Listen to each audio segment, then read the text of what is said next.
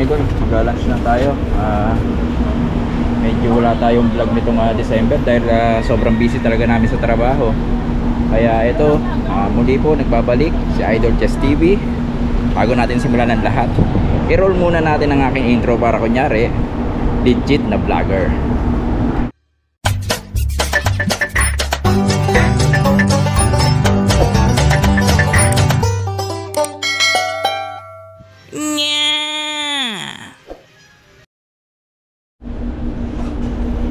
Dito nga pala tayo sa Tortuga,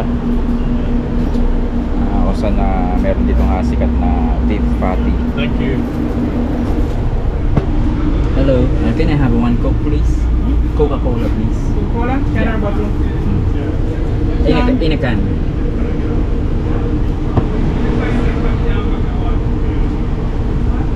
So yeah mga idol, nandito tayo ngayon sa aking favorite place dito sa Tortuga. Itong kubo na to, dito ako lagi nanananghalian kasi medyo maginhawa dito at may time tayong makapagkwentuhan sa lugar na to kasi hindi siya masyadong tao, kaya hindi tayo mahihiyang magdadaldal. So,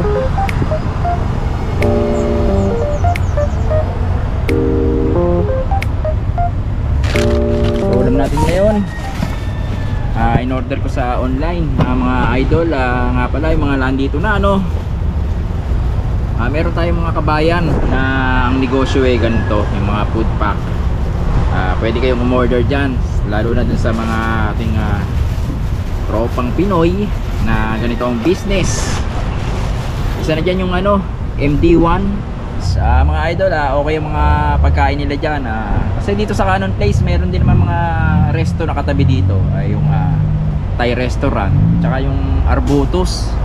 Pero syempre nakakasawa din na yun ang laging kinakain mo, hindi tulad dito sa mga business ng ating mga kabayan dito na ito nga mga food pack. Iba-iba yung mga putahe nila bawat araw, kaya may choices kayo. Sa isang araw siguro 3 putahe, ganyan. Kaya itong recommended ko mga idol, itong MDI ba to o MD1 Food Hub. I think MD1 Food Hub. Yan mga idol, makikita nyo dito. Meron silang FB page kung gusto nyo umorder ng kanilang mga menu. May rice na yan, at kung minsan meron pang juice, kaya panalo tayo dyan mga idol. At meron pang isa kabayan natin na natikman ko at panalo rin mga idol. Sa isang araw meron silang mga 3 putahe, kaya may pamimilian ka talaga. Itong Caribbean Fusion. Ito po mga idol, ayan po yung page nila. Mag-order lang po kayo dyan kung anong gusto nyo. Meron silang gulay, karne, isda, iskargo. Wuhuhuy! Itong kakainin ko ngayon from Caribbean. Titikman natin yung luto nila, kasi bago ko lang silang nakilala, nago ko lang sila natuklasan dito sa Facebook page. Itong Caribbean Fusion. Tingnan natin yung kanilang menu ngayon. So yan mga idol, meron po lang silang 2 rice, at syempre meron patis na maanghang. At syempre ang in-order ko ngayon ay kalderetang maka, plus syempre ang Coca-Cola. Bakasu, baka naman. Si Bakasu kasi tropa ko yan mula ng pagkabata. Sa Coca-Cola siya nagkatrabaho dyan sa Santa Rosa, Laguna. Plan niya na rin magtrabaho dito, loobin nawa na makarating siya dito sa Cayman Islands. So pala mga idol, may balita ako sa inyo, yung AU Pair Agency na lagi kong binablog at sinasabi dito, pinikwento, naghahanap sila ngayon ng mga domestic helpers. Kaya yung mga interesado dyan, magpasa lang po kayo sa akin ng inyong mga resumes dito sa aking email, at ako na pong bahalang magpasa dun sa AU Pair. At mas maganda po kung marunong po kayong mag-drive, mas priority po nila yung ganun, dahil sabi ko nga dati nung nakaraang vlog ko, bilang isang domestic helpers o bilang isang nanny, hindi lang naman kayo lagi nasa bahay. ay may mga pagkakataon na uutusan kayo ng mga amo nyo na mag-grocery. Hindi kaya ipapasyal niyo yung mga bata. Ayun nga po, ipapasyal niyo yung mga inaalagaan yung bata. Pero kung wala pa kayong mga wala pa kayong mga lisensya, okay lang naman. Mag-try din tayo, malay natin.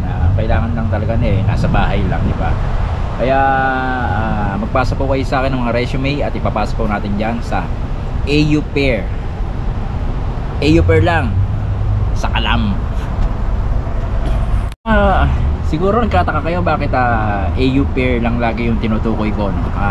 Mga idol kasi po, marami nga po dito mga recruitment agency, mga consulting agency, pero yung AU Pair lang po yung nakita kong personal na although nakikita natin yung ibang mga recruitment agency dito sa isla, ito lang AU Pair yung nakita ko yung opisina, nakausap ko yung may-ari, nakita ko yung mga dokumento na sila legit na mag-recruit ng mga worker outside the island. Kaya po ito po lang po yung talagang lakas ng loob, malakas ang loob ko na pangalanan yung kanilang agency. Ito nga AU Pair dito nga po sa Cayman Island. Siguro pagka nagpasa kayo at na-interview kayo ng may-ari at kayo po qualified dun sa ina-applyan yung mga trabaho, dun yung malalaman kung bakit mas okay at nire-recommenda ko tong AU Pair dahil dun sa mode of payments nila. Siguro malalaman nyo na lang pagka kayo nakapasa na sa kanilang interview. Hindi kasi pwedeng sabihin uy, nasabi ko na. Basta hindi naman po lingid sa atin marami po rin dito na mga scammers. Meron din dito na balita na kapwa natin na Pinoy ang nabiktima yung kapwa din natin. Kaya ingat-ingat din po. At yung iba naman pong agency, syempre hindi naman kikilos ng walang pera. Kailangan pera muna bago galaw-galaw. Kaya ako yung mga kaibigan ko na planong pumunta rito, itong AU Pair ang sinasuggest ko sa kanila na makakatulong sa kanila. Kaya Bakasu dyan sa Coke, Santa Rosa, maghanda ka na at see you soon. Uhuhuy! So yan mga idol, siguro isang maikling vlog lang to. Bigyan ko lang kayo ng isang informasyon tungkol dun sa TOEIC test. Meron po tayong nire-recommenda na isang TOEIC testing center dyan sa Pilipinas. Kasi mahalaga tong TOEIC na kuhanin nyo dyan pa lang sa Pilipinas. Iba po yun yung nandito na kayo wala na kayong pressure. Hindi gaya nung dito pa kayo magte-take. Baka mamaya kabahan kayo. Although madali lang man talaga yung TOEIC bridge na yan, yung English test, pagka talagang naunahan kayo nung kaba, parang mabablanko yung isip nyo Kaya mas maigi na dyan pa lang po sa Pilipinas kumuha na po kayo ng mga English test natin mga idol. At ito nga po isa sa inire-recommenda ko, itong Hopkins English Test Center. Dyan po meron po sila dyan sa Angeles City, Pampanga. Meron din po sa Cebu City. At meron din naman po sa Metro Manila. Ang alam ko, pag dyan sa around Metro Manila, meron silang testing center dyan sa Las Piñas or sa Makati. At kung kailangan nyo na mag-a-assist, ito po, may kakilala rin po ako na nag-a-assist ng appointment nyo sa testing center na yan. Ito nga po si AG Pakag. Ayan po, makikita nyo po sa ating yan po ang kanyang FB account. Pwede nyo po siyang i-message dyan at magpapa-assist kayo ng inyong mga appointment sa TOEIC bridge na tinatanggap dito sa Cayman Island. O yan, nakatapos na tayong kumain at kaya syempre imisin lang natin, tatapon natin to kasi kailangan to mga idol, kailangan naka-sealed.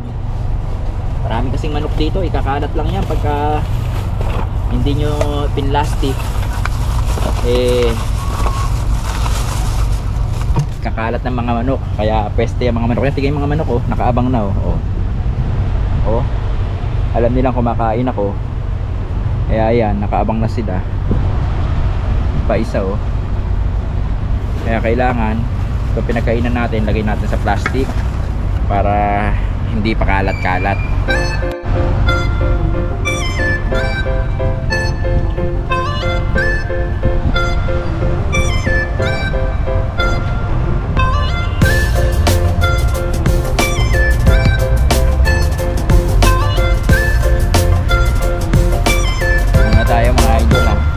Maaga pa naman.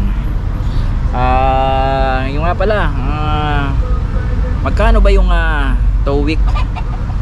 Magkano ba yung ating babayaran dyan sa tow week bridge English test na yan?